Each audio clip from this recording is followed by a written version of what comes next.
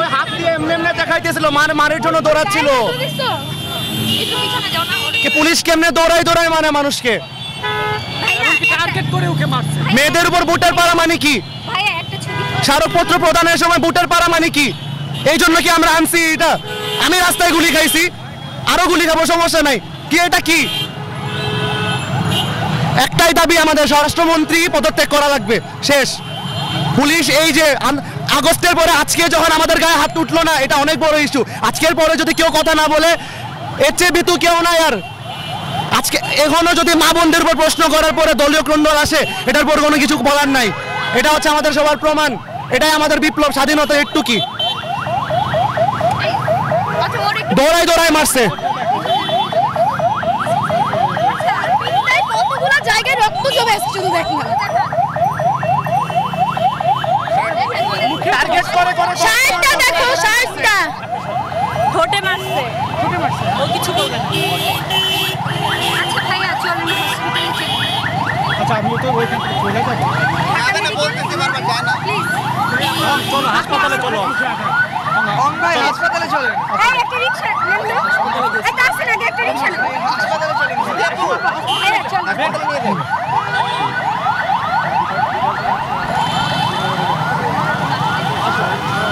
ভাইকে শুনতেই বলছিলাম হসপিটালে যান।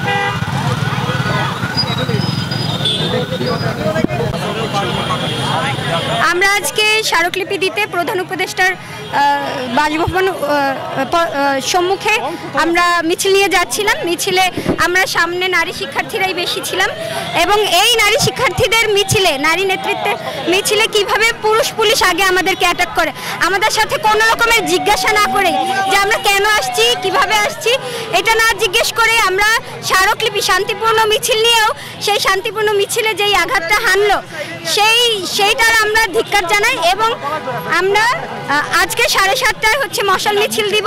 আমাদের উপরে যেই হামলা হয়েছে তার প্রতিবাদে, এই আমাদের উপরে যেই হামলা হয়েছে এর জন্য আমরা স্মারকলিপি প্রত্যাখ্যান করেছি, আমরা আর জমা দিব না। স্মারকলিপির একটা 9 দফার একটা দাবি ছিল যে স্বরাষ্ট্র উপদেষ্টার আমরা পদত্যাগ চাই। এই স্বরাষ্ট্র উপদেষ্টা আবার আমাদের উপরে হামলা করেছে। আমার এক ভাই ওনাদেরকে এইভাবে মারা হয়েছে, একজন শিক্ষার্থী বারডেমে ভর্তি। তো এইভাবে যখন আমাদেরকে নির্যাতন করা হয়, আমাদের মানে নিপীড়নের বিরুদ্ধে বাংলাদেশ আবার নিপীড়িত হইলাম। তো আমরা এখন একটাই দাবি যে স্বরাষ্ট্র উপদেষ্টার পদত্যাগ চাই। আমাদের মধ্যে তারপর ওহি, তারপর শাকিল ভাই, ইনারা গুরুতরভাবে আহত হয়েছে। আমরা সবাই বেশিরভাগই আহত হয়েছি। পুলিশ কি বলে যে ওনারাও নাকি আহত, কিন্তু আমরা তো খালি হাতে ছিলাম, আমরা কিভাবে আহত করব তাদেরকে? এটা হচ্ছে তাদের প্রশ্ন, আমাদের প্রশ্ন। এখন এইটা তো মানে মানা যাচ্ছে না যে আমরা শুধুমাত্র শান্তিপূর্ণ মিছিল নিয়ে গিয়েছিলাম, আমরা শুধুমাত্র কথা বলতে চেয়েছিলাম, তারা আমাদের উপরে ব্যারিকেড ধাক্কা দিয়ে ফেলে দিচ্ছে, আমাদের উপরে কাঁটাতার ফেলে দিচ্ছে। তো আমরা নারীরা বেশিরভাগ আহত হয়েছি, লাঠিচার্জ করা হয়েছে, আমাদেরকে বুট দিয়ে মারা হয়েছে। তো এইটার প্রতিবাদে আমরা 7:30টায় মশাল মিছিল।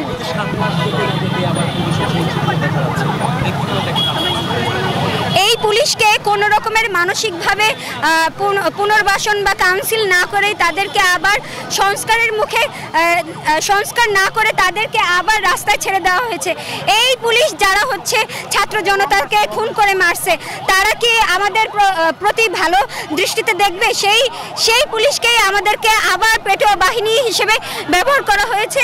এই পুলিশের আমরা সংস্কার চাই এবং সেই সংস্কার হচ্ছে আমাদের এখন মনে হচ্ছে যে সংস্কারের মূলা ঝুলিয়ে আমাদেরকে মানে দিনের পর দিন হচ্ছে স্বপ্ন দেখানো হচ্ছে শুধু আসিয়ার ব্যাপারটা নিয়ে।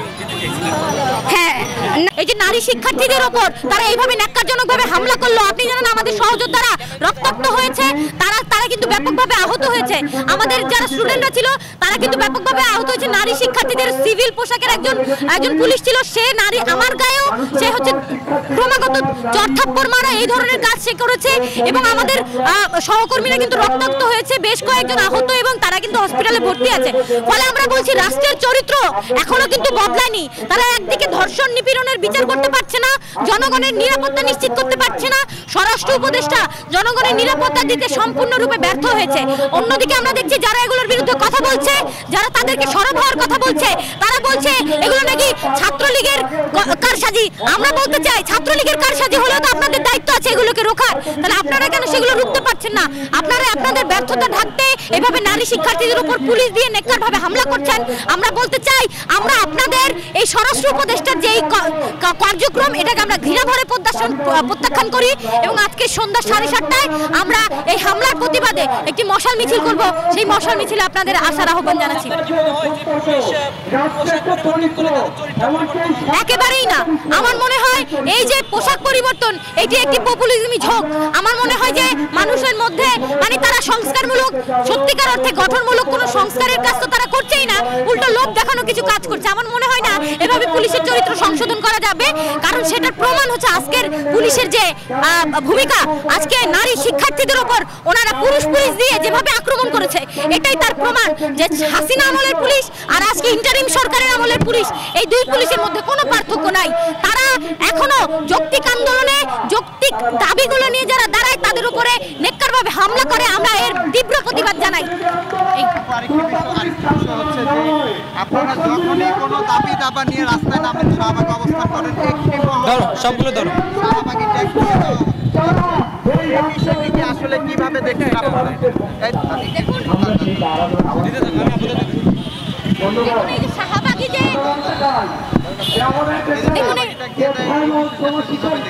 দেখুন এই যে ট্যাগের রাজনীতি আমরা হাসিনা আমলেও দেখতাম।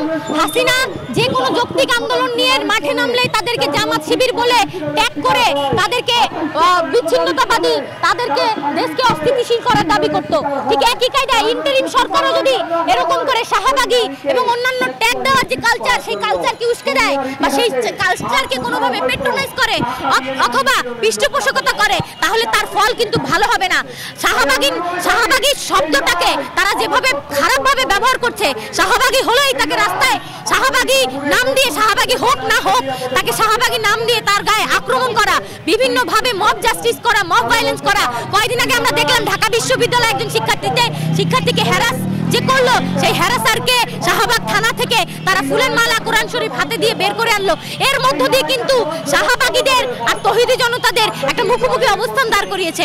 আমরা বলতে চাই এই ধরনের ট্যাগিং এর রাজনীতি, এই ধরনের ট্যাগিং এর কালচার ন্যায় বিচারের পথে বাধা।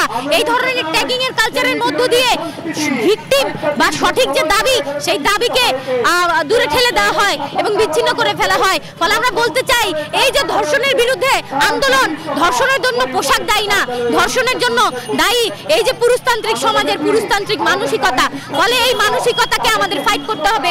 এর জন্য আমাদের একটা সাংস্কৃতিক আন্দোলন গড়ে তুলতে হবে। পর্নোগ্রাফি, মাদকাসক্তি, কিশোর গ্যাংয়ের বিরুদ্ধে পাড়ায় পাড়ায় মহল্লায় ঐক্য গড়ে তুলতে হবে। এর জন্য রাষ্ট্রকে উদ্যোগ নিতে হবে।